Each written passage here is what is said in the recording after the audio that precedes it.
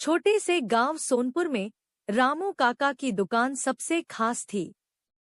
यह किराने की दुकान जरूर थी, लेकिन यहाँ सिर्फ सामान नहीं मिलता था, यहाँ सपने भी मिलते थे। रामू काका, जो लगभग 60 साल के थे, बच्चों के बीच बहुत लोकप्रिय थे। उनकी सफेद दाढ़ी, चमकती आंखें और मधुर आवाज हर किसी को अपनी ओर खींच लेती थी।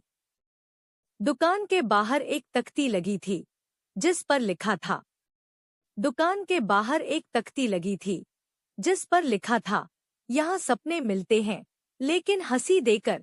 हर शाम उनकी दुकान के पास भीड़ लगती और वह अपनी अनोखी कहानियां सुनाते। रामू काका की कहानियों में ऐसा जादू था कि बच्चे उन्हें सुनकर अपनी कल्पनाओं में खो जाते। एक दिन छोटू ने पूछा, काका, इसे सपनों की दुकान क्यों कहते हैं?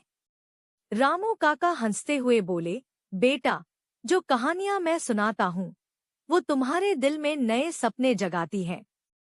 हर सपना तुम्हें कुछ नया सिखाने के लिए है। उस दिन से बच्चे रोज एक नई कहानी की फरमाइश करने लगे। रामू काका उन्हें परियों, राजाओं और साहसिक यात्राओं की दुनिया में ले जाते। एक दिन गांव में एक बड़ा उद्योगपति आया। वह अपनी आलीशान गाड़ी से उतरा और रामू काका की दुकान पर पहुंचा। उसने पूछा, यहाँ इतनी भीड़ क्यों है? गांव वालों ने कहा, यहाँ सपने मिलते हैं। उसने पूछा, यहाँ इतनी भीड़ क्यों है? गांव वालों ने कहा, यहाँ सपने मिलते हैं।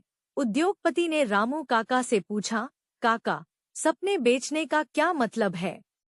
रामू काका मुस्कुराए और बोले, सपने वह हैं जो आपको खुश रखते हैं और आगे बढ़ने की प्रेरणा देते हैं। मैं इन्हें कहानियों के रूप में बांटता हूँ। उद्योगपति ने सोचा, मैं पैसे से सब खरीद सकता हूँ। क्या मैं भी यह सपना खरीद सकता हूँ? रामू काका ने कहा, यह सपने पैसों से नहीं खरीदे जा सकते, इन्हें महसूस करना पड़ता है। उद्योगपति ने उनकी कहानियां सुनी और महसूस किया कि असली खुशी दूसरों के साथ सपने बांटने में है। अगले दिन उसने गांव में एक लाइब्रेरी बनवाने की घोषणा की, जहां हर कोई कहानियां पढ़ और सुन सकता था।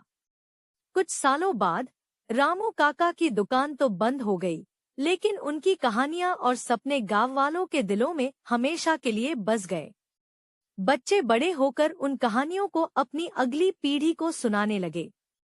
गांव में लोग कहते हैं, रामू काका ने हमें सिखाया कि सपने बांटने का आनंद ही असली जीवन है। एक छोटी सी कहानी भी किसी की जिंदगी बदल सकती है।